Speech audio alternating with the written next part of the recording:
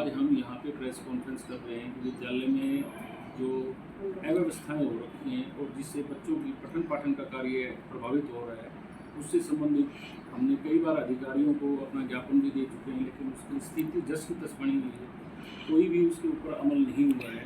तो इसके संदर्भ में आज हम सारे के सारे पेरेंट्स अपने पेरेंट्स टीचर एसोसिएशन के बैनर तले इकट्ठा हो गए। विद्यालय की शुरुआत 2019 में जुलाई के माह में हुई थी और पहली से 5वीं तक विद्यालय बना था। हर साल केंद्रीय विद्यालय ने एक एक कक्षा बढ़ाई और आज लास्ट ईयर 2024 में विद्यालय ने 10वीं कक्षा उत्तीर्ण करके बच्चे जा चुके हैं। शुरुआत में विद्यालय जैसे कि केंद्रीय विद्यालय के नॉर्म्स हैं, उनके हिसाब से विद्यालय को कम से कम 15 कमरे CRPF as a sponsoring authority उसको विद्यालय को देने थे, उपलब्ध कराने थे, जब तक कि विद्यालय की जो परमानेंट बिल्डिंग है उसका स्ट्रक्चर खड़ा नहीं हो जाता है। सीआरपीएफ ने 17 कमरों की व्यवस्था की। पुराने कमरे थे जो इनिशियली जिस टाइम कमीशनिंग हो रहा था सीआरपीएफ, उस टाइम के कमरे थे, वो कमरे उपलब्ध करवाए। उनमें से कुछ झोपड़ीनुमा कमरे भी। Over a period of 6 years, 6 साल जैसे बीते तो विद्यालय 5वीं कक्षा से 10वीं कक्षा तक पहुंच गया, लेकिन जो कमरों की संख्या थी वो 17 से 6 पे आकर रुकी। विद्यालय जब से शुरू हुआ है तब से विद्यालयों के मानकों के हिसाब से विद्यालय के पास में सुरक्षा प्रमाण पत्र नहीं थे। पिछले वर्ष जब विद्यालय की 11 कमरों को कंडम घोषित कर दिया गया और उनको 6 कमरों को ही सुरक्षा प्रमाण पत्र मिला, जिनकी अवधि अभी वैलिडिटी जिसकी सितंबर माह तक है, सितंबर 2025 तक। विद्यालय के पास में शुरू से ही फायर एनओसी नहीं है।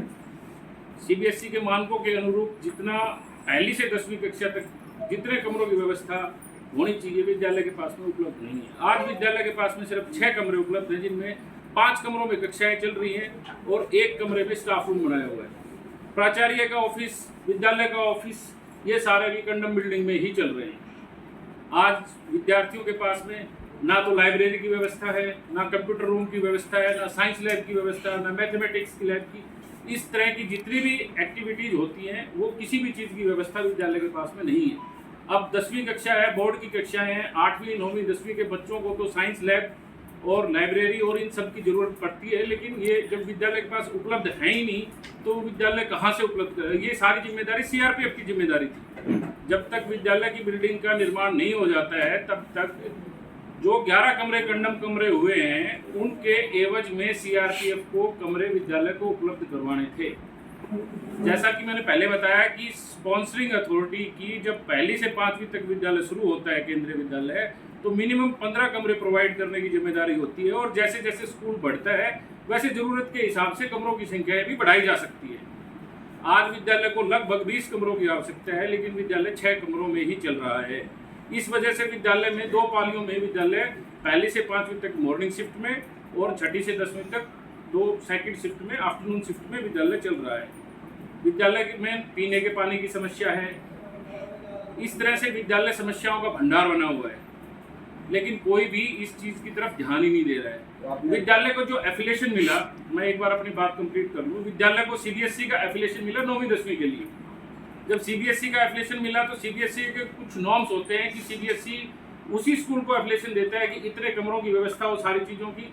वो भी पूर्व में जो प्राचार्य थे उन्होंने एक सेल्फ अंडरटेकिंग दिया कि सेफ्टी सर्टिफिकेट ये प्रोसेस में है, फायर एनओसी प्रोसेस में है, जब तक ये उपलब्ध नहीं हो जाती है तब तक जिम्मेदारी स्टाफ की और बच्चों की मेरी है।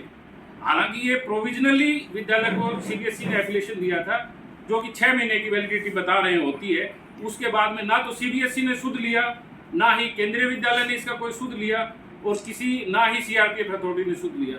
आज मजबूर हैं, परेशान हैं तो वो बच्चे हैं, उनके अभिभावक हैं। 6 साल हो चुके हैं विद्यालय को शुरू हुए, आज तक टेंडर प्रक्रिया भी विद्यालय की शुरू नहीं हुई है। तो इसमें ये एक जांच का विषय है कि इसमें सीआरपीएफ के अधिकारी दोषी हैं या केंद्रीय विद्यालय के अधिकारी दोषी हैं। तो ये एक जांच का विषय है और हमारी मांग है कि इसके ऊपर भी जांच होनी चाहिए, ताकि भविष्य में अगर दूसरी जगह केवी स्थापित हो तो ऐसी नौबत दूसरे पेरेंट्स को ना झेलनी पड़े। कितने बच्चे अभी स्कूल में पढ़ रहे हैं? विद्यालय में एट प्रेजेंट लगभग 450 के आसपास बच्चे हैं। 5 कमरों में। 5 कमरों। तो आपने अधिकारियों से बात, उच्च अधिकारियों से हमने उच्च अधिकारियों से बात की, हमने उनको ज्ञापन भी दिया। 25 तारीख को हमारा डेलीगेशन भी मिला पेरेंट्स सारे गए थे, लेकिन डीआईजी साहब के साथ मीटिंग हुई तो इनिशियली तो वो मान रहे थे कि हमारी जिम्मेदारी है ही नहीं। एक डीआईजी रैंक के अधिकारी अगर ये बोल रहे हैं हमारी जिम्मेदारी नहीं है, प्रिंसिपल, वो सब मीटिंग के दौरान हमें पता चला कि प्रिंसिपल ने ढेरों पत्राचार किया हुआ है, जो अभी प्रेजेंट प्रिंसिपल है उन्होंने ढेरों पत्राचार किया हुआ है, लेकिन किसी का भी संतुष्टिजनक जवाब सीआरपीएफ की तरफ से उनको नहीं मिला है। अगर विद्यालय को भवन उपलब्धता की जिम्मेवारी सीआरपीएफ की है तो आज तक इन कमरों की व्यवस्था क्यों नहीं हुई? इसका दोषी कौन है? परेशान बच्चे हैं, अथॉरिटी जो भी सक्षम अधिकारी हैं वो पत्राचार से फाइल खेल रहे हैं, परेशान बच्चे हो रहे हैं, उसकी तरफ कोई ध्यान नहीं दे रहा है। क्या मांग आपकी? हमारी मांग है कि जल्दी से जल्दी सीबीएसई के मानकों के हिसाब से, केंद्रीय विद्यालय के नॉर्म्स के हिसाब से जो एक्चुअल में जो स्कूल की जितनी कैपेसिटी में उनको सीआरपीएफ को रूम्स अवेलेबल कराने हैं वो शीघ्र जैसे ही गर्मी की छुट्टियां खत्म होती हैं उनसे पहले विद्यालय को उपलब्ध कराई जाए। विद्यालय का संचालन एक पाली में होना चाहिए। विद्यालय में computer lab, library, science lab, maths lab, सारी की सारी एक्टिविटी होनी चाहिए ताकि बच्चों की पढ़ाई, पठन पाठन सुचारू रूप से चल सके। विद्यालय में पानी की समस्या, पीने के पानी की समस्या है, जो कि उसका भी उद्धार होना चाहिए, बच्चों को पीने के पानी की अवेलेबिलिटी हो। और हमारी इससे बाद सबसे बड़ी मांग ये है कि हम तो झेल चुके हैं, आज ये नौबत आई है कि हमें प्रेस कॉन्फ्रेंस करनी पड़ी है। इससे पहले हम धरना प्रदर्शन अपना किया था, हमने रोष व्यक्त किया था, जो कि स्थानीय मीडिया ने भी कवर किया था। तो ये नौबत कहीं दूसरी जगह ना आए। 6 साल हो गए, 6 साल में अगर आपकी टेंडर प्रक्रिया भी पूरी नहीं होती है तो भाई जो दोषी अधिकारी है उसके खिलाफ आप एक फेयर इंक्वायरी इस्टेब्लिश करो, उसके खिलाफ आप जांच बैठाओ और दोषी अधिकारियों को दंडित करो। केवी से कोई बात हुई थी आपकी? केंद्रीय विद्यालय में हमने कमिश्नर साहब को ज्ञापन दिया है प्राचार्य के थ्रू, और चूंकि ये मामला पिछले साल 9 जुलाई को यहाँ स्थानीय मीडिया में भी प्रकाशित हुआ है। डिप्टी कमिश्नर वरुण मित्रा जी हैं केंद्रीय विद्यालय के गुरुग्राम संभाग के, जिनके अंडर में ये आता है। उनका बयान मीडिया में हमने पढ़ा, वो सिर्फ यही है कि विद्यालय के भवन के लिए पैसे अलॉट हो चुके हैं, टेंडर प्रक्रिया जारी है। अरे भाई आप ये बताओ ना कि 6 साल हो गए, आप भी लगभग 2000 वरुण मित्रा साहब ने भी as a deputy commissioner Gurgaon में 2019 में टेक ओवर किया था, उनको भी लगभग 5.5-6 साल होने को हैं। आपकी तरफ से अगर विद्यालय में कमरों की उपलब्धता 6 पे रह गई है तो आपकी तरफ से क्या कार्यवाही अमल में लाई गई?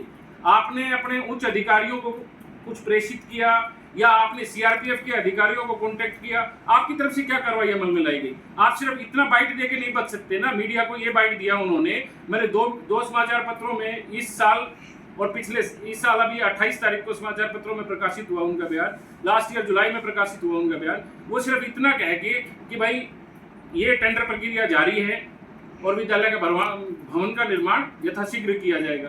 ये आप इससे तो बच नहीं सकते हैं। आपकी जिम्मेदारी, अगर विद्यालय के पास में 6 कमरे हैं तो आपकी जिम्मेदारी जितनी बच्चों को जरूरत है, मानकों के हिसाब से मिनिमम 15 का रिक्वायरमेंट तो केवीएस के नॉर्म्स ही बोलते हैं। आपको अगर बच्चों को 20 कमरों की व्यवस्था है तो आपको सीआरपीएफ को लिखना पड़ेगा। आप सिर्फ हमारे जो लेटर्स जाते हैं, हमारी जो कंप्लेंट जाती हैं, उनको आप दबा के नहीं रह सकते। आपने क्या पत्राचार किया? हमारी डिमांड ये भी है कि उपायुक्त केंद्रीय विद्यालय गुरुग्राम संभाग के द्वारा क्या कार्रवाई अमल में लाई गई, उसके ऊपर एक्शन क्यों नहीं हुआ? सभी अभिभावक अभी इकट्ठा हुए, बीच बीच में ये भी हुआ है कि अभिभावकों ने मेल के माध्यम से भारत सरकार के गृह मंत्रालय को, भारत सरकार के मानव संसाधन मंत्रालय को, कुछ लोगों ने सीएम साहब को भी अप्रोच किया है, डीसी सोनीपत को भी लिखा है। डीसी सोनीपत को लिखा है वो किस लिए बोले? वो लिखा है डिजास्टर मैनेजमेंट के लिए, क्योंकि अगर सोनीपत क्षेत्र में फायर एनओसी के बिना सेफ्टी नॉर्म्स के अगर विद्यालय चल रहा है, कल को कोई अनटुवर्ड इंसिडेंट हो जाता है तो उसका जिम्मेदार कौन होगा?